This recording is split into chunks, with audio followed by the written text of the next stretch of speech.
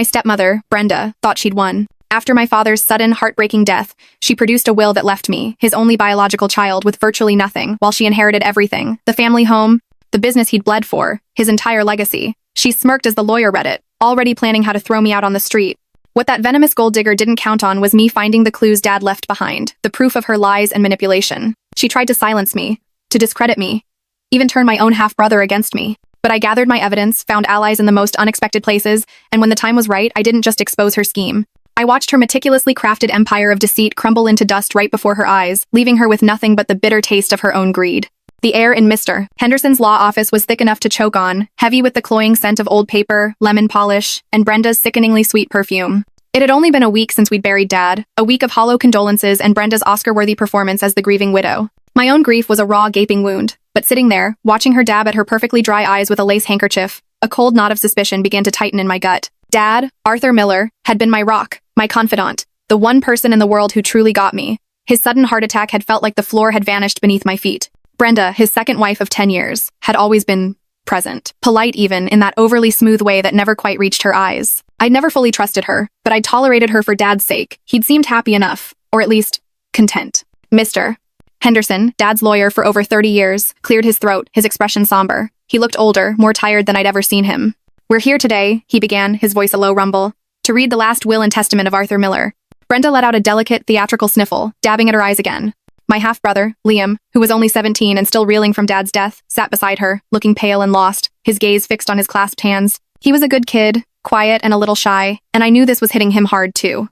He'd always been closer to Dad than to his own mother, a fact that I suspected had always grated on Brenda. "To my beloved wife, Brenda Miller," Mr. Henderson read, his voice devoid of inflection, "I leave the entirety of my estate, including our primary residence at 12 Willow Creek Drive, Ive, all its contents, my controlling shares in Miller & Sons Construction, all financial accounts, investments, and personal effects, to be managed and disposed of as she sees fit."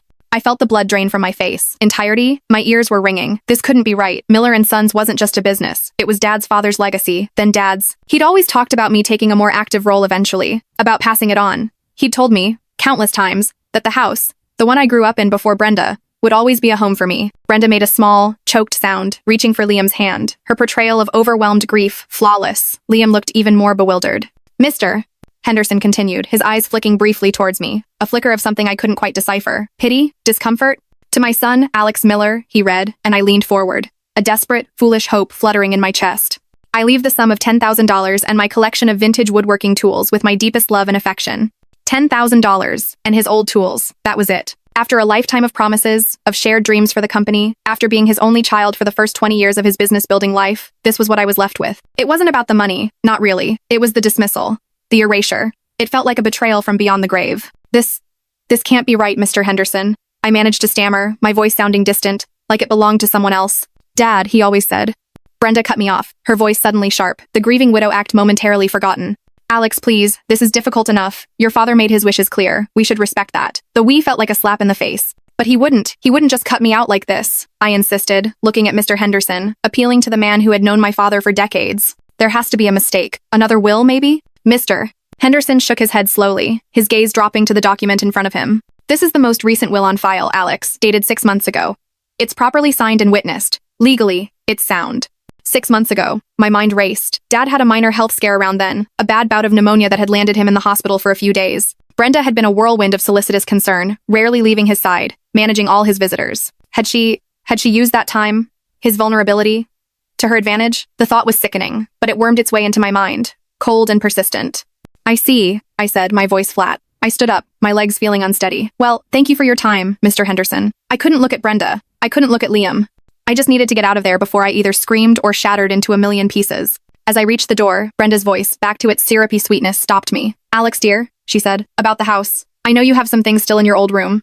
Perhaps you could arrange to collect them in the next week or so? Liam needs a bit more space and, well, it's time for a fresh start, don't you think?"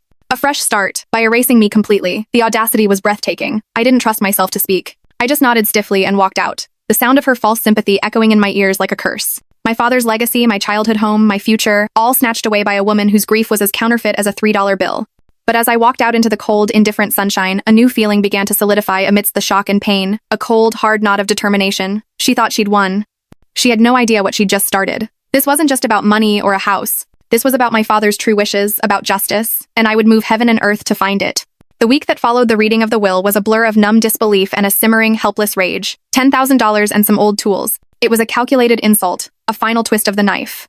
And I knew, deep in my gut, that those weren't my father's true last words to me. Brenda's smug, victorious smirk as Mr. Henderson read out her inheritance was burned into my memory. Her inheritance. The words tasted like poison. My apartment, a small, functional space I'd always been content with, suddenly felt like a shoebox, a constant reminder of everything I'd just been told I'd lost. The woodworking tools, when Mr. Henderson had them delivered, sat in a dusty pile in the corner, a painful monument to a future that had been stolen. I picked up Dad's favorite old mallet, the wood worn smooth by his hands, and the grief, raw and overwhelming, hit me all over again. This wasn't just about the business or the house. It was about him, about our connection. And Brenda was trying to sever even that. Her demand that I clear out my old room within a week was just another power play, another way to twist the knife. Liam needs more space, she'd cooed. Liam, who had looked as bewildered as I felt during that farce in the lawyer's office. I doubted Liam had requested anything of the sort. This was all Brenda, asserting her new dominion. I called Liam a couple of times that week, trying to gauge how he was doing, trying to see if he knew anything, if Dad had said anything to him that didn't align with that sham of a will. But Brenda always answered his phone. Liam's resting, Alex, she'd say, her voice dripping with false concern. He's very fragile right now. Perhaps it's best not to upset him with difficult conversations. Difficult for her, maybe. She was isolating him, just like she was trying to isolate me. The thought of going back to that house, her house now, filled me with a cold dread. But I had to. Not just for my things, but because a tiny, desperate idea was starting to form. Dad had been a meticulous man, a man of habits, a man who, despite his gruff exterior, had a sentimental streak. He kept everything. Old letters, business notes, even sentimental trinkets. If there was another will, or any evidence of Brenda's manipulation, it would be in that house, somewhere. I chose a Tuesday morning, knowing Brenda usually had her bridge club then. I didn't call ahead. I wasn't going to give her the chance to refuse, or worse, to sanitize the scene. As I pulled up to 12 Willow Creek Drive Ive, the house I'd grown up in, my stomach churned. It already felt different, colder, less welcoming. The rose bushes Mom had planted, the ones Dad had painstakingly cared for after she was gone, looked a little neglected. Brenda's touch, or lack thereof. The key Dad had given me years ago still worked. A small miracle. I let myself in, the silence of the house pressing in on me. It smelled faintly of Brenda's cloying perfume, already overlaying the familiar scent of lemon polish and old wood that I associated with Dad. My old room was upstairs, at the end of the hall. It was mostly as I'd left it years ago when I'd moved out after college, a time capsule of my teenage angst and early 20s uncertainty. But there were subtle changes. A few boxes, clearly Brenda's, were stacked in the corner. A layer of dust had settled on my old desk. It felt erased. I started with the desk, my supposed reason for being there. Old notebooks, sketches, a few forgotten CDs, nothing. I checked the closet, under the bed. Just remnants of a life that felt like it belonged to someone else. The knot of suspicion in my gut tightened. If Dad had made a new will 6 months ago, a will that so drastically altered everything he'd ever told me, wouldn't there be some record of it? Some discussion? Some note? My father wasn't impulsive. He was a planner. He thought things through. This whole situation stank. I moved to his study. This was the heart of his world, the place where he'd built Miller & Sons from the ground up. It was also where he kept all his important papers. The door was closed. I reached for the knob, my heart pounding. Looking for something, Alex? I jumped, spinning around. Brenda stood in the doorway, arms crossed. That familiar, smug smirk playing on her lips. So much for Bridge Club. Or maybe she'd canceled it, sensing I might show up. The woman was a viper. Brenda, I said, trying to keep my voice even. I'm just getting my things from my old room like you asked. Your old room? She said, her voice dripping with saccharine sweetness. Oh yes, of course. But this, she gestured around the study, is not your old room, is it? This was Arthur's sanctuary. And now I suppose it's mine. Her eyes gleamed with a possessive light. I was just remembering him. I lied, hating the way she made me feel like a trespasser in my own father's space. Were you? She purred, taking a step into the room. She ran a perfectly manicured finger along the edge of Dad's antique oak desk. Or were you perhaps hoping to find something that might contest his very clear, very final wishes? Her astuteness was unnerving. She knew. She knew exactly what I was thinking. His wishes seemed to have changed rather dramatically in the last 6 months, I said, unable to keep the bitterness out of my voice. Something you might know a little about, perhaps? Brenda laughed, a short, sharp sound that held no humor. Oh, Alex. Still so dramatic. Still so resentful. Your father simply realized who truly cared for him, who was truly loyal. It's a shame you couldn't see that. Loyal? I shot back. Or opportunistic? He was sick, Brenda. Vulnerable. People do desperate things when they're scared. Her eyes narrowed. Are you accusing me of something, Alex? I'm just wondering, I said, trying to hold her gaze, trying not to let her see the fear and uncertainty churning inside me. Wondering how a man who told me for 20 years that his business and his home were my legacy could suddenly change his mind so completely, leaving everything to a woman he'd only known for a fraction of that time. Men change their minds, Alex, she said, her voice turning colder.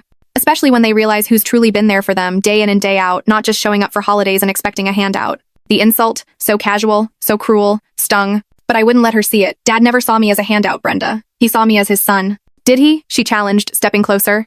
Or did he see a disappointment? Someone who didn't want to follow in his footsteps, who preferred gallivanting around with a camera instead of learning a real trade. She was using Dad's old criticisms, the ones he'd thrown at me in moments of frustration, twisting them to fit her narrative. This was her game. Psychological warfare. This is pointless, I said, turning to leave the study. I'll get my things and go. Good, she said, her voice sharp. And Alex, don't even think about trying anything foolish. Mr. Henderson has assured me that Will is ironclad. Any attempt to contest it will be a waste of your very limited resources. She smiled then, a truly venomous expression. And I'd hate to see you embarrass yourself further. I walked out of the study, her words like acid in my ears. She was trying to intimidate me, to shut me down before I even started. But she'd made a mistake. She'd underestimated me. She'd underestimated how much my father, his memory, and his true legacy meant to me. Back in my old room, I packed with a grim determination. I wasn't just packing clothes and old mementos. I was looking for anything. A stray piece of paper, a misplaced note, anything that Dad might have hidden, anything that might contradict that damnable will. Under a loose floorboard in the closet, a spot Dad and I had used as a secret hiding place for silly treasures when I was a kid, my fingers brushed against something. Not a will, not a letter. It was a small old-fashioned key. I didn't recognize it. It wasn't for any lock in this house that I knew of, but Dad wouldn't have hidden an ordinary key there. It had to mean something. I pocketed it, my heart thrumming with a mixture of hope and trepidation. As I carried my 2 boxes downstairs, Brenda was in the hallway, ostensibly dusting a picture frame. But I knew she was watching me, making sure I wasn't taking anything valuable. All done, dear? She asked, her smile not reaching her eyes. Yes, I said. All done. For now. The look that flashed across her face, a flicker of surprise, of unease, was all the confirmation I needed. She was worried, and she should be. This wasn't over, not by a long shot. She might have won the first battle, but I was just starting to gather my ammunition for the war, and this little key felt like the first real weapon I had. That damn key. It was all I could think about. Burning a hole in my pocket, a tiny piece of metal that screamed secrets. Brenda wanted me gone, erased. Fresh start, she'd sneered. My father's house, my memories, all hers. The absolute gall of that woman. I wasn't going to let her win. Not a chance in hell.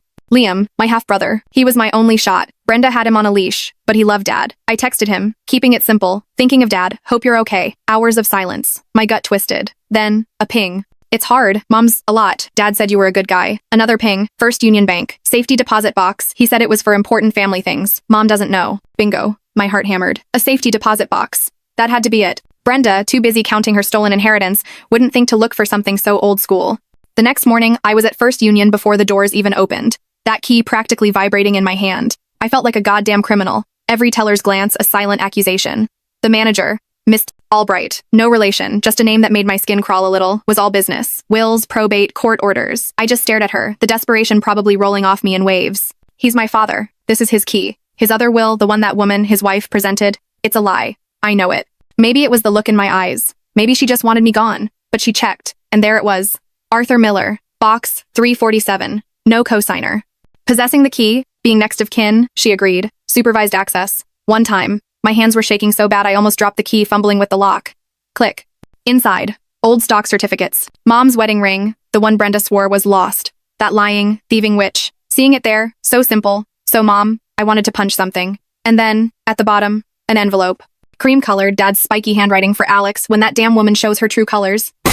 My breath hitched. I ripped it open. A letter. 7 months old. Right after his pneumonia. Alex. It read. His writing shaky, but his. If you're reading this, she's pulled a fast one. I'm not myself. Brenda's been attentive. Too much. Talking wills. I'm playing along. But I'm not a fool, son. He knew. He goddamn knew she was up to something. The letter went on. His suspicions. Her isolating him. And then, Henderson has the real will. Made last week. Miller and Sons, the house. Yours, Alex. Always yours. Liam's taken care of in a trust. Brenda gets what the law says. Not a cent more of. A real will. Henderson had it? But he read out Brenda's fake one. Was he in on it? The betrayal, if Henderson was involved, was almost too much to bear. But there was more. A small digital voice recorder, labeled, Brenda, Sickbed Confessions. My blood ran cold. What had she said? I jabbed the play button, my fingers clumsy.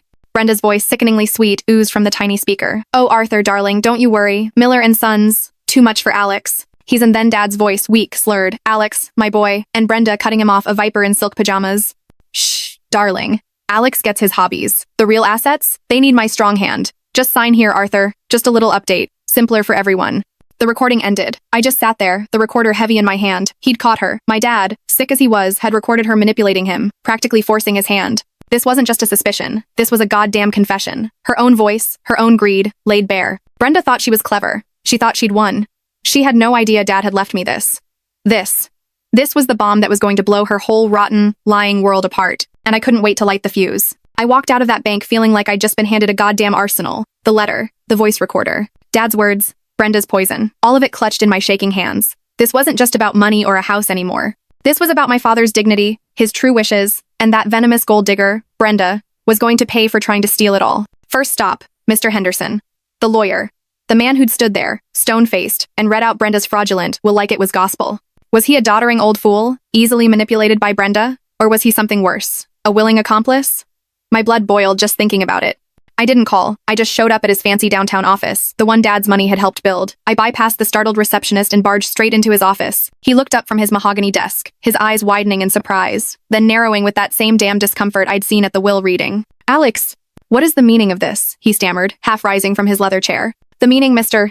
Henderson," I said, my voice dangerously quiet, "is that you either lied to me, or you're the most incompetent lawyer in this city." I threw the envelope from the safety deposit box onto his desk. The letter, the recorder. My father, his actual final wishes. He stared at the envelope like it was a snake. He didn't touch it. I don't understand. The will I read was the most recent one Arthur provided me. Was it? I leaned over his desk right in his face. Or was it the will Brenda provided you? The one she coerced a sick man into signing, or maybe even forged his name on while he was vulnerable and doped up on medication? Henderson paled, considerably. "Now, Alex, those are very serious allegations." "Damn right they are." I slammed my hand on his desk, making him jump. "And I've got the proof right here." I tapped the voice recorder. Dad recorded her, Henderson, her sweet, talking him, manipulating him, telling him how much better it would be if she controlled everything. He knew what she was. And he made another will. A real one. He said you had it. The color drained completely from Henderson's face. He looked like he was about to have a heart attack himself. He sank back into his chair, his eyes darting from me to the recorder, then back to me. He licked his lips, a nervous, twitchy movement. Arthur did mention some concerns. He finally mumbled, his voice barely a whisper. After his illness, he came to see me. He was agitated. He spoke of wanting to make changes to his will. He drafted a new one. And? I pressed my voice like a vice. "Where is it, Henderson? Why did you read out Brenda's fabricated piece of trash?" He wrung his hands, looking like a trapped rat. "Brenda. Mrs. Miller. She came to me after Arthur's death. Before the official reading, she presented the will dated 6 months prior. She was adamant it was his final, clear instruction. She can be very persuasive, Alex. Very forceful. She insisted any later drafts were merely considerations, that Arthur had been confused, unwell, not of sound mind when he discussed them." "Not of sound mind?" I scoffed. "He was sound enough to record her manipulating him? He was sound enough to write me that letter warning me about her, and you just caved? You let her bully you into ignoring my father's actual last will?" The contempt in my voice was thick. This man, this supposed pillar of legal integrity, had folded like a cheap suit under pressure from Brenda. Or worse, he'd been complicit. It was a complex situation, Henderson stammered, avoiding my gaze. "Probate can be messy." She threatened legal challenges if any other document was presented, said it would drag his name through the mud. I thought I was protecting his legacy from a public scandal. Protecting his legacy? I laughed, a harsh, ugly sound. "You were helping her steal it. You stood there and lied to my face, to my brother's face. You let that woman walk away with everything that wasn't hers." He had the decency to look ashamed then, his gaze dropping to his clasped hands. The newer will. The one Arthur drafted just before. It's in my safe." That. My heart leaped. "Get it," I commanded. He hesitated, then, with a sigh that seemed to deflate his entire being, he nodded. He got up, walked to a large, imposing safe in the corner of his office, and fumbled with the combination. The clicks of the tumblers echoed in the tense silence. He pulled out a thick, official-looking document, the last will and testament of Arthur Miller, dated just 3 weeks before Dad died. He handed it to me, his hand trembling slightly. I am truly sorry, Alex. I made an error in judgment. A grave error." "You're damn right you did," I said, snatching the will. I didn't have time for his pathetic excuses. I scanned the first few pages. It was all there. Miller and Sons. The house. To me, a substantial trust for Liam. And Brenda, a carefully defined, legally appropriate marital share. Nothing more. Dad had been thorough. He'd been smart. "You're going to fix this, Henderson," I said, my voice cold as ice. "You're going to call Brenda. You're going to tell her about this will. You're going to tell her I have it. And you're going to tell her I have a recording of her coercing my father. And then, you're going to start the process of probating the correct will. Immediately. Or so help me God. I will destroy what's left of your reputation. I'll go to the Bar Association. I'll go to the press. You will regret the day you ever decided to cross my father and me. Then for one." Henderson looked like he was about to be sick. He just nodded, a broken man. "Yes, Alex, right away. I'll make the call." I didn't wait. I walked out of his office, the real will clutched in my hand like a holy relic, the voice recorder in my pocket like a loaded gun. The fight wasn't over, not by a long shot. Brenda wouldn't go down easy. But now I had the ammunition. Now I had the truth. I drove straight to the house. My house. I didn't bother knocking. I used Dad's old key and walked right in. Brenda was in the living room, on the phone, laughing, probably already spending Dad's money in her head. She looked up, her eyes widening in shock when she saw me, then narrowing into that familiar viperous glare. "What are you doing here?" she hissed, slamming the phone down. "I told you to get your things and go. This is my house now." Actually, Brenda, I said, a slow, cold smile spreading across my face, the kind of smile I'd learned from watching her. "I don't think it is." I held up the will Henderson had just given me. Funny thing about last wishes. Sometimes the real ones have a way of surfacing. The color drained from her face. She stared at the document in my hand, then at me, her perfectly made-up mask starting to crack. For the first time since this whole nightmare began, I saw a flicker of something I hadn't seen in her before. Pure, unadulterated panic. That's not possible," she stammered. Henderson said. He said the other will was sound. Henderson, I said, savoring the moment, had a change of heart, or perhaps a sudden recollection of his ethical obligations. "Turns out, Dad was a little smarter than you gave him credit for, Brenda. He even left a little audio memento of your touching concern for him during his illness." I patted my pocket, where the recorder lay. Her eyes darted to my pocket, then back to my face, her bravado crumbling. She knew she was caught. The smirk was gone, replaced by a look of dawning, horrified realization. The gold digger had just hit bedrock, and the sound of her meticulously crafted empire of deceit starting to crumble was the sweetest music I'd ever heard. Brenda just stood there, frozen, the color completely gone from her face. That perfectly crafted mask of the grieving widow, the confident new matriarch, had shattered, revealing the grasping, panicked creature underneath. The will in my hand, the recorder in my pocket, they were a 1-2 punch she hadn't seen coming.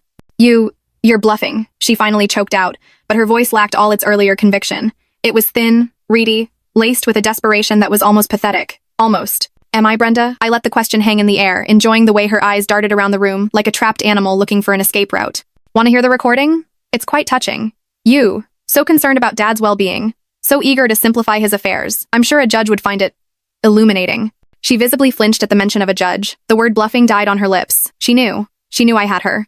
This is Arthur's house," she stammered, trying a different tactic. A last desperate grab for control. "My marital home. You can't just barge in here waving fake documents." "Fake?" I laughed, a genuine, unrestrained laugh this time. "Oh, this is as real as it gets, Brenda, verified by Mr. Henderson himself. The same Mr. Henderson who I believe is currently on the phone with your lawyer, explaining the, shall we say, updated situation regarding my father's estate. I imagine your lawyer will be calling you very, very soon, if he hasn't already dropped you as a client." Her phone, sitting on the ornate side table, buzzed. Then it rang. She stared at it like it was a venomous snake. The caller ID probably screamed, "Lawyer." She didn't answer. It rang again, insistent, shrill. "You should probably get that, Brenda," I said, my voice mockingly sweet. "Sounds important." She snatched up the phone, her hand trembling. "What?" She snapped into it, her voice high-pitched. I couldn't hear the other side, but I could see the blood draining from her face, her knuckles turning white as she gripped the receiver. Her eyes, wide with disbelief and dawning horror, were fixed on me. The conversation was short. She hung up, her hand dropping to her side as if the phone suddenly weighed 1,000 pounds. He said, she began, her voice a hoarse whisper. "That you're screwed?" I finished for her, unable to resist. "That the will you presented is likely fraudulent? That there's a later, legally binding will naming me as the primary heir? That there's audio evidence of you unduly influencing my sick father?" "Yeah, I got the gist." Just then, Liam walked in from the kitchen, a sandwich in his hand, his eyes widening as he took in the scene. Brenda, looking like a ghost.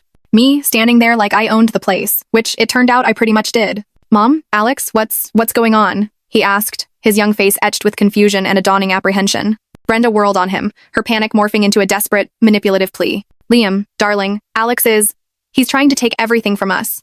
Your father's house, the business. He's trying to say your father didn't want to provide for you." "That's a lie, Brenda," I cut in, my voice hard, "and you know it. Dad provided for Liam, generously. Through a trust, outlined in his real will, the one you tried to suppress." I looked at Liam. "Your mother, Liam, tried to steal not just from me, but from your father's memory. She tried to erase his true wishes."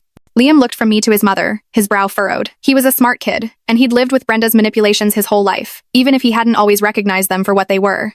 I could see the pieces clicking into place in his mind, the doubts solidifying. "Mom," he said, his voice small, Is that true? Did you lie about Dad's will?" Brenda opened her mouth, then closed it. For once, the queen of deceit seemed to be at a loss for words. She couldn't spin this, not with me standing there, holding the truth in my hands. The weeks that followed were a blur of legal proceedings. Henderson, trying to salvage what was left of his career, cooperated fully, filing the correct will for probate, providing affidavits, and generally groveling.